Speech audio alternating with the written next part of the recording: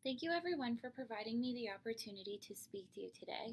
My name is Bethany McKishnie and I'm presenting a systematic review of studies on transnational education that pertains to the trends, affordances, and implications for learners' literacy and identity options. To start, I provide you with the most recent definition of transnational education by Knight 2016, which is the mobility of education programs and providers between countries. Picture A represents a Canadian transnational education program where the student lives in China and learns from a Canadian curriculum and teachers. There are several types of transnational education programs. For instance, Picture B represents a twinning program, which is a type of transnational program where the student has already learned in China for the past 1 or 2 years and is now studying in Canada, where she will complete her degree requirements for her Ontario Secondary School diploma. These illustrations were actually drawn by one of my past students, Ting, who I met at a twinning program in Taiwan. At this school, I found challenges of actualizing the Ontario curriculum and putting the theories I learned in my teacher education to practice. I felt as if I could have done a better job for my students if I was more prepared for this kind of situation. The challenges I faced are what sparked my research interest in transnational students' literacy and identity options. To honor my past students in Taiwan, I've spent the last 2 years conducting this study. Transnational programs are expanding and the student population is increasing each year. For example, in Canada alone, as of December 2017, I found that there are 133 Canadian offshore schools that enroll over 27,000 transnational students. Students in transnational education contexts have recently been recognized in the literature. However, there's still much to be learned about these students. Therefore, the purpose of this review was threefold. I identified the trends of the research on transnational education. I investigated the reported affordances of transnational education, and I reported the implications for transnational education in curriculum, pedagogy, and teacher education regarding students' literacy and identity options. Little is known about how transnational students negotiate their literacy and identity options. Literacy options are the choices students have to make meaning during their learning experience, whereas identity options are the opportunities that students have to make meaning of themselves, the world around them, and their future during their literacy learning experience. To make sense of literacy, I drew on Brian Street's 1984 concepts of the autonomous and ideological models of literacy. The autonomous literacy model is a version of literacy that is a decontextualized set of skills that can be passed from teacher to student. These are photos of my classroom in the first semester when I taught in Taiwan. My students were situated in rows, and I was expected to teach them at the front of the classroom as if their minds were as blank as my chalkboard in the second picture. The information they received from me was the information I expected to get back from them, and that was the information that they were tested on. We used an English-only policy, and their dual identities were not appreciated as they should have been. Therefore, I used the autonomous literacy model to create themes for my analysis. In contrast, Street identified the ideological model of literacy as one that sees literacy as a contextualized set of practices that are culturally embedded. For example, in the second semester, when I was teaching in Taiwan, I realized my students weren't very happy with the autonomous way I was teaching. So I moved their desks so we could have collaborative group discussions. I started letting my students use their first language to communicate with each other and started giving them projects where they were the designers. Through this, they were enabled to use their previous knowledge to transform what they were being taught and to think about it in their own creative way. From this, I drew on the concept of multiliteracies coined by the New London Group in 1996 to frame my theoretical framework. The New London Group created the transformative pedagogical orientations model to apply these 4 components into curriculum and teachers' pedagogical practices. The point of this model is to have teachers weave these 4 components together by systematically shifting the levels of knowledge into more complex levels of knowledge. However, later in 2009, Kalantzis and Cope refined the TPO model to a new, more elaborate model of learning called the knowledge process model. The knowledge processes are not just about teachers' pedagogical practices, but it's also about the students' actions or things learners do to know. I used these components to create themes for my analysis. Moving on to modes and multimodality. Modes are a set of resources people in a given culture can use to communicate. For example, written, oral, visual, audio forms of representation. Whereas multimodality is the use of different or combined modes of meaning to communicate and represent meaning.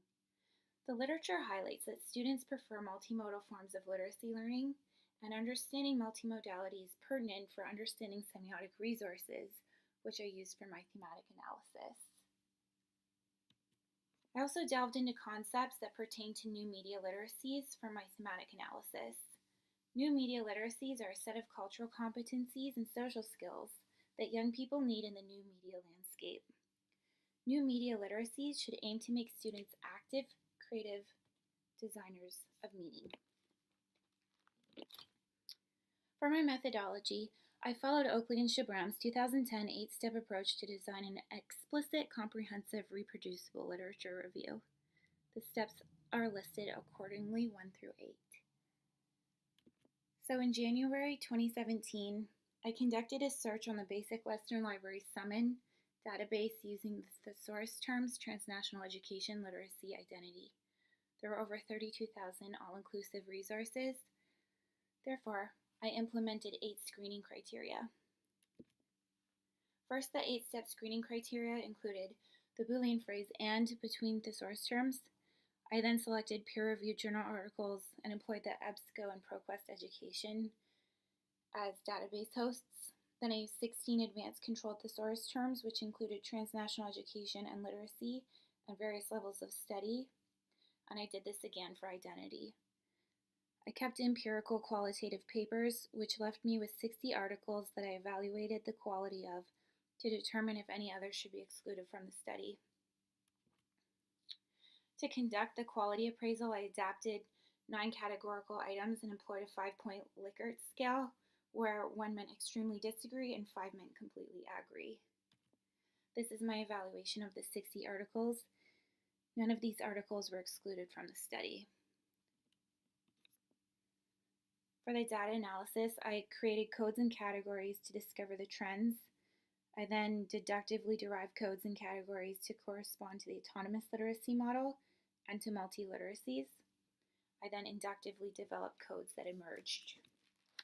I will now present the trends and implications of the reviewed studies. This line graph illustrates that from 2012 to 2017, the number of studies more than doubled. Particularly, 2015 was the first year when studies investigated students from each level of study. Please note that the articles were collected and screened in January 2017, which may have affected the number of displayed studies in 2016 and 2017. The most prominent methodologies that were used were case studies and ethnographic research. The methods that were reported the most were naturalistic observations, which occurred in half of the articles. The most common analytical tool used was thematic analysis, which occurred in 62% of the papers. The participants that were involved in these studies were identified as students, teachers, or other sources. Overall, 42 studies included students, and 31 studies included teachers, and 9 studies included others. Almost half of the articles investigated only students, and 16 papers explored only teachers. I think using multiple participants more often could be incorporated to triangulate data and contribute to the existent knowledge about transnational education, curriculum, pedagogy, and teacher education. Looking at the students involved in the studies, grade 9 was the dominant group studied, whereas there were 0 articles pertaining to the grade 2 student population. Overall, there is a gap in the literature at the primary junior level, especially in grade 2. It's clear that future research should be conducted on these underrepresented grade levels. K-12 in-service teachers were the most popular educator participant group, as they appeared in 19 of the studies. The results suggest that pre-service teachers from K to grade 12 are an understudied population, and more research could be conducted to better prepare them for the challenges of becoming transnational teachers. From the 60 studies, 68% of the studies included both male and female participants. The reported gender results demonstrate that there is gender diversity in the reviewed research. As for students' cultural backgrounds, there were over 30 different backgrounds where Mexican and Chinese students were most prominently investigated. The teachers' reported cultural backgrounds were not as expansive as those of the students. The teachers were most dominantly identified as American, Canadian, and African. In the future, there's room for transnational education research to draw on teachers from more diverse linguistic, cultural, and educational backgrounds. I'll now present the affordances and implications of the reviewed studies. The findings show that the autonomous literacy model constrained students' literacy and identity options in transnational classrooms. I found that the reported autonomous teaching practices caused student disengagement and lack of participation. Also, that students' cultural and language practices were disregarded. For example, over half of the articles reported a melting pot environment, and 16 studies addressed English-only policies in the classroom. This means students were not able to negotiate their language choices and their identities. Therefore, transnational teachers need support to involve their students in active class discussions, collaborative learning, and one-on-one instruction. Also, teacher education can provide pre-service teachers strategies to incorporate their students' first languages, cultural backgrounds, and local experiences into their literacy learning. Next, for multiliteracies, I found the four knowledge processes were evident in some transnational education classrooms. For example, 13 studies addressed the connections between in-school and out-of-school experiences. However, few studies explicitly addressed the pedagogical weavings of the four components together. Therefore, teachers must focus on powerful teaching methods by applying multiliteracies that weave through different pedagogical modes depending on the cultural and linguistic community of the students and the grade level that they're at. The findings of fluid identities show that transnational students move across various spaces and that their identities are not tied to one space.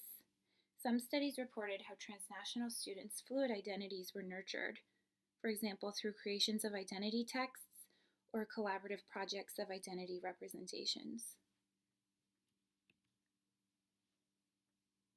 However, only a few studies explicitly address such pedagogical practices and the implications for transnational students' literacy and identity options.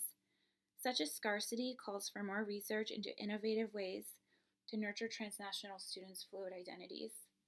Also, for students' perceptions about the impacts of such pedagogical practices to inform transnational policies and pedagogies. Findings of 19 studies indicated that transnational students were provided opportunities to imagine membership in new and global communities. However, their interactions were limited to their transnational teachers. I concur with Zhang and Hayden, 2014, that the incorporation of imagined membership in curriculum and pedagogy could have the potential to engage transnational students in literacy learning.